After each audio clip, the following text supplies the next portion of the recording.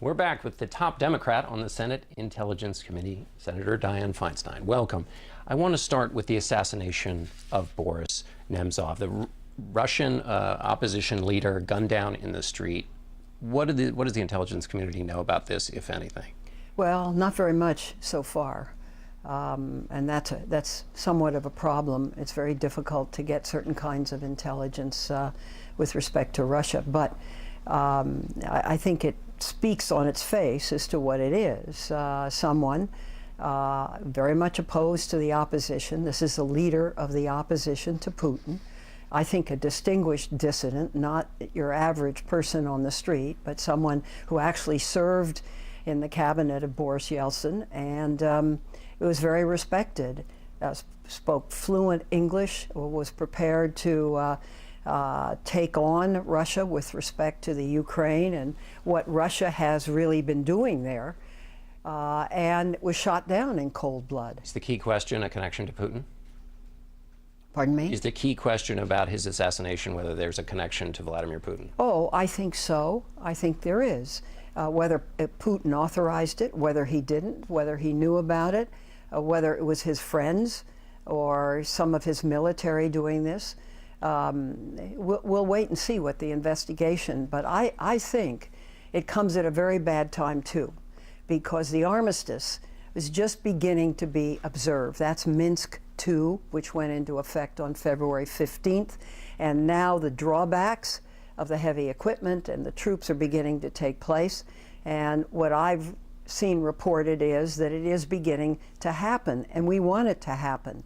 The only solution there is to work out a solution between the governments. And so this certainly presents an obstacle. And I hope that Mr. Putin will step up. I hope he will see that some diplomacy can prevail, that he can work out a solution with the Ukrainian leadership. I'd like to switch to talking about ISIS. Jihad John was identified last week as Mohammed Emwazi. This is the person in that chilling video, the executioner in that chilling hostage video. What do we know about where he is? Well, I don't know about where he is, that's for sure. You used we, so I can't really speak to that. But clearly, he is in Syria, or he could be Syria or Iraq somewhere. We don't know. Should the U.S. be going after him specifically? Oh, yes. He's a target. There should be no question about that. And what do we know about his upbringing, you know, sort of a middle-class upbringing? What does that tell us about who's being recruited to fight for ISIS? Well, that's the difficult question. What it tells us is that there are many young people, and you can see this by the number of tweets on Twitter, who are so disaffected. Even youngsters that have parents that have done quite well in this country, which is somewhat surprising.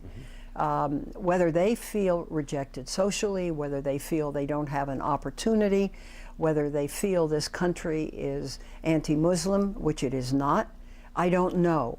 But it's clearly created a major problem. And now a very disturbing thing for me to hear is that young girls are going, and that they're assured of a home, somebody else's home, but a home, and can buy what they need there. This is very distressing. Let me ask you now about Israel and the Prime Minister's visit. You're going to attend the speech? Yes, I am going to attend. Is that a provisional view, or are you absolutely going to attend? Well, I'm going to go. I'm going to listen quite respectfully. I'm not going to jump up and down, which is likely to be the posture in that room. I am very concerned by that speech. I went to the speech in 2011. I didn't believe it was helpful then, and I don't believe it's going to be helpful now. I hope that the Prime Minister will address what he believes will happen if there is not an agreement, or if there is an agreement between the other nations, including the big powers, Russia, China, UK, France, Germany, and it's just the United States that's doing this. What happens then to sanctions if we were to put on additional sanctions and the rest of the nations would not abide by them? I'd like to have you listen to something. Charlie Rose sat down last week with the National Security Advisor Susan Rice, and here's what she said about the speech. Okay. there has now been injected a degree of partisanship, which is not only unfortunate, I think it's destructive of the fabric of the relationship. Destructive? Well, I think it is. A lot of crockery, as Aaron Miller said, has been broken, and that's true. The basis of the relationship, which is a support for an independent state of Israel, a Jewish democratic state, will remain. There's no question about that. But I think the full-page ad in the New York Times yesterday is really beyond the pale. And this is what breaks... Why beyond the pale? I'm sorry. Oh, it's Susan Rice in a position as if she condones genocide. That's the impact, with the skulls next to her face. And she's the president's national security advisor. You may differ with her, but there's no justification for an ad like that.